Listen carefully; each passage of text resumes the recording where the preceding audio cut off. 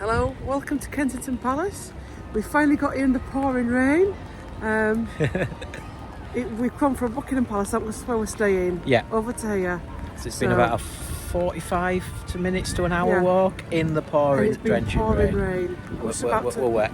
We're just about to go in now to Kensington Palace. See you on the other side. Bye.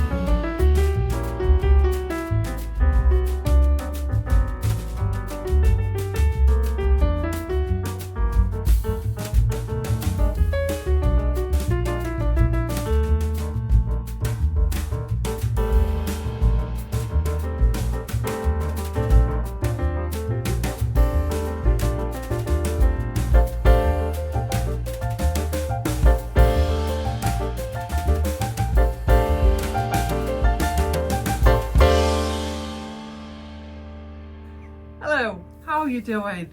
So day 3, and day 3 was all about going to Kensington Palace, and then if we had some time, going to Harrods, or spotting what we saw between here, which is Victoria, and Kensington. And again, we woke up and it was lashing down, absolutely lashing down. And it's about a 50-minute walk from here. Yeah. And it lashed it down most of the way, didn't it? We were drenched. Luckily we had waterproofs on and everything, apart from Gary, who didn't have waterproof shoes. Nope. But absolutely, I mean, I've walked that walk before in the summer and it's a gorgeous walk and it's all in bloom, but it was dull, wasn't it? It was just lashing. Dishwater, I think is the term. Yeah. Because you've never been to Kensington, have you? Kensington Palace? No, I've never been to Kensington, no. And we got there, again lashing down. We went to look round. It's a very strange old, and I've said this on my other channels, it's a very strange old place, is Kensington Palace. Like dark. It's a very sad place. It's dark. It's very dark. Every time I've been there, the rooms are very gloomy and it's all very dark. The staircases are wood panelled. And I didn't realise this the last time I went, but the rooms, it's actually separated to the King's rooms and the Queen's rooms, and it's proper separate. Different wings almost. They're different wings. Yeah. But they do that a lot. And the upstairs wing, and I don't know how true all this is, to be fair, but the upstairs wing was where Queen Victoria was as Princess Victoria. She wasn't even Princess Victoria, was she? Anyway, as a young girl and woman, that I actually enjoyed those rooms, because the rumour is that she was kept captive there and all of that, but I actually found a likeness in those rooms compared to the other places. Yeah. And then there's a room there where she held her first council, which is interesting because it was probably one of the only rooms I walked in and I started to get really anxious in there. And you get anxious and you can't actually focus on what the room's about. But it wasn't a bad anxious way, I need to leave here now. It was just like a job interview anxiousness. Well, it's going to be, isn't it? Yeah. It's where she held her first privy council. So it must have been quite intense for her, because we look on the video and it shows loads of blokes stood round the table and she's head of the table. So there must be another 30 blokes in this room and they're all looking to Victoria. And she wasn't that old, was she? And she was only a slip of a woman, really. Yeah. So it makes it, make no wonder she were anxious. Yeah. You know what I mean? She must have been, what is it, a British term, bricking it. Yeah. Yeah, she could. You know what I mean? Definitely, especially back then. So that was interesting. And there was like a little mock-up thing of her coronation. Sad thing is though, you actually can't film in there, you can only take pictures. Yeah. But it kind of works, I think. Sometimes I think it works better, the pictures in these places. Yeah. I don't know why they do it, because if you either don't do one or don't do the other, either side, because if it's to do with security, then surely photos just, the photo says 1,000 words. So, and I think a video is quicker to do than start doing loads of different photos. Because there's one bit where there's a bit of a dollhouse. Yeah, because you were clicking all different rooms, weren't you? Where if you did do a video, you just go pan across, and it'd be done in a few seconds. Yeah. One annoyance is the media guides that they have. We've found that it's really annoying. Yeah. The headphones, people are going around. I pointed this out to you, Gary. You always let's get headphones. I don't know if you have it abroad, but here in England, UK, you have headphones and a thing, and you actually walk around with it, and it fools you.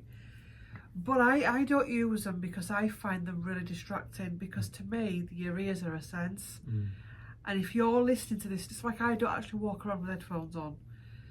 And I find when you go into these places, people become like Walking Dead, because they become so on what it's saying on the little screen in front of them, like the phone and the headphones. You actually lose the ambience of the place, and also you can pick up energies in these places. Once we've got these headphones in, and people will just stop in front of something that's of importance and it's like, well, rather than going to the corner of the room and listening to what you need to listen to, it's really causing an issue, I think. Yes, the problem is that they're looking, but they're not looking. They're listening. Yeah. And so they're listening to what's saying, and they're not actually looking. Yeah. They're just stood in front of the beautiful thing, whatever it is, and they're listening to the thing. And it could be a narrative for about 5 minutes, and they're stood in other people's way that might just want to have a quick look and move on. And it just gets a bit frustrating, doesn't it? And then people don't seem to have any spatial awareness that, you know, that they're listening to that, they're looking at that, and they're not worried about everything else that's around them. And they're just so it's almost like they're just walking, and it just So I've never really noticed that, but I found it quite amusing. And I think there's an episode of Top Gear where James May makes one of these guides, and he's not very good at his directions, and people end up in stairwells and all sorts, and they're going all on. And the same thing was happening here. We went to the toilets, and this woman came in to the toilets looking for another room, and she's like that. And I just cracked out laughing. She must have thought I was nuts. Yeah.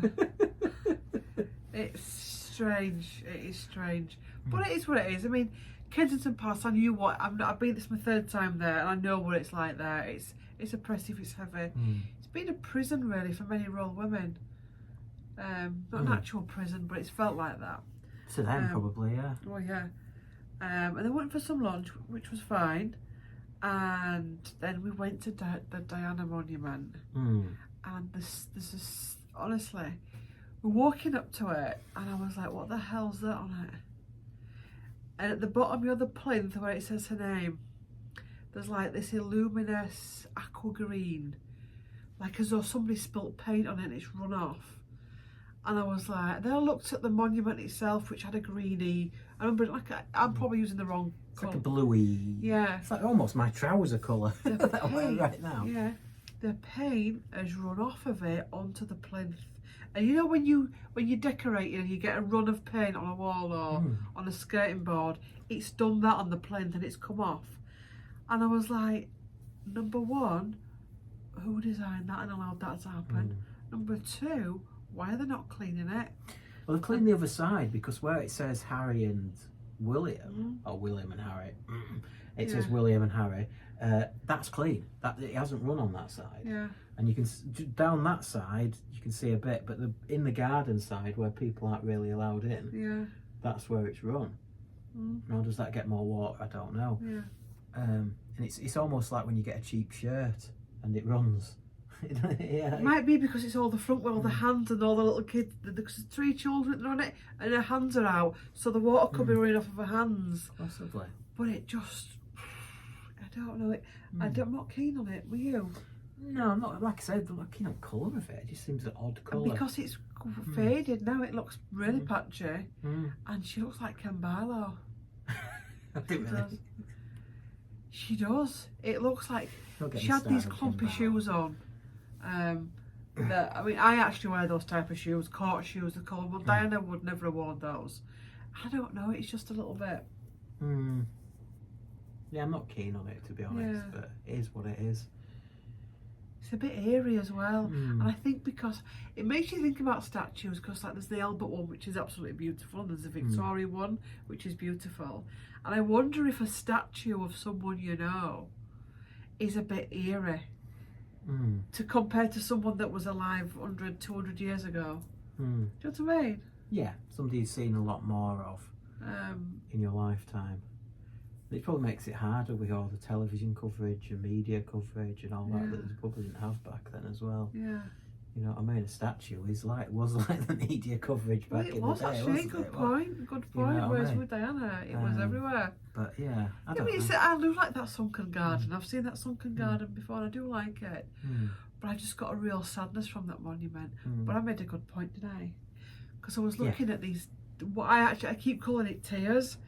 To me, it looked like well, it obviously didn't look like tears, but I said it represented the fact of the tears that I feel Diana will have shedded at this thing with William and Harry. Because I actually think personally they've both made mistakes. They've both got into this crazy. I mean, even the whole unveiling of that monument was an awkward moment. You've watched the footage and you can see them both shrugging and pushing away and just. And it was like, that's a celebration of Diana's life. But the thing is, it's almost personified of a family argument. Yeah. Where neither side wants to console. Yeah. You know what I mean? And nobody will make the first.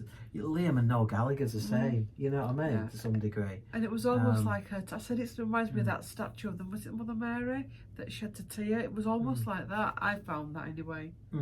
Because, and I think as well, I'm a great believer in, if you celebrate a day like that, you mark a day like that where you're in a mood and etc. You could really feel the tension in that garden. If you can read energy, you could feel the tension. It was a weird old place. Yeah, it's a bit weird that they've not cleaned it off. I've got to say. Yeah. Have they not noticed it? How could they not notice that? I don't know. Because it's a nice. It looks like a luminous paint. It's a weird colour, isn't it? It's a weird colour. I mean, you can't see it on this camera, but it's a bit like that green. It's lighter in here with the light than it is on the camera, but so you can see how it's run down and. Anyway. Have a look on the video.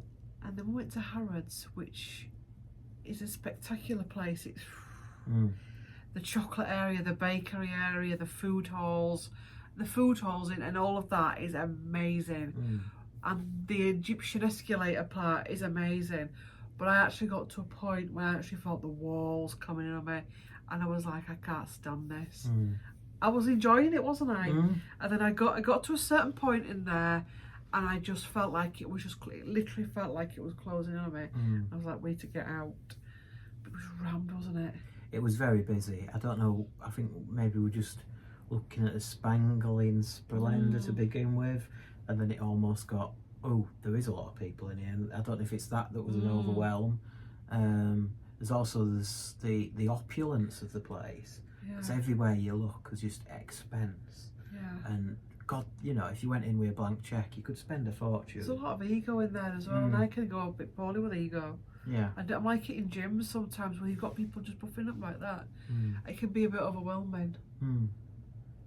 But if you go to Harrods, the food halls, the food courts, it's got all the original features. It's lovely, isn't it? It is nice, yeah. Absolutely, but like the perfume set and all the clothes and.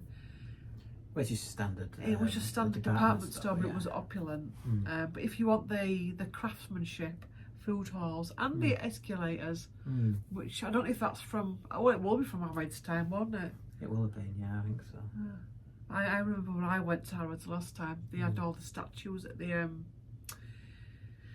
He had two things up. He had the two pictures, a picture of Dodie and Diana, but then with the ring and the glass in a glass thing. And then he had also another statue up with them both like that. When Mohammed had it was even more elaborate. Oh, it would have been, yeah. But yeah, then we came back, went for a coffee, and then came back and had some evening meal. And we're just putting videos together now. Yeah. 14 minutes I've been wanging on for. It's a bit longest one now. I know. It's been nice. It's been a nice few days, hasn't it? So this is the end of the trip. We've just got to travel home tomorrow, have a slap up breakfast, and travel home. Really, that's about it. We've enjoyed it. I think we've enjoyed the trip. I think London's very similar to Harrods. It's very overwhelming. There's just so much to see, and you almost feel like you've missed something. Which we have. We've missed everything. You know what I mean? We've only seen 4 or 5 things, and there must be hundreds. Yeah. So no, you know, and you think, oh God, well, we could have gone to do that, and we could have done that, but it's like you just can't do it. It's just too much. I know when I was younger, when I was like 18, I came to London for the day, and we squeezed so much in. It was ridiculous. The bus tours are good for that. But I was knackered at the end of it. You know what I mean? Yeah, I think if you come to London, I think focus on certain areas rather than doing it all, because it's impossible to do it all. Yeah, unless you go on like an organised tour, that's, you know, like the one we did in New York. That was good.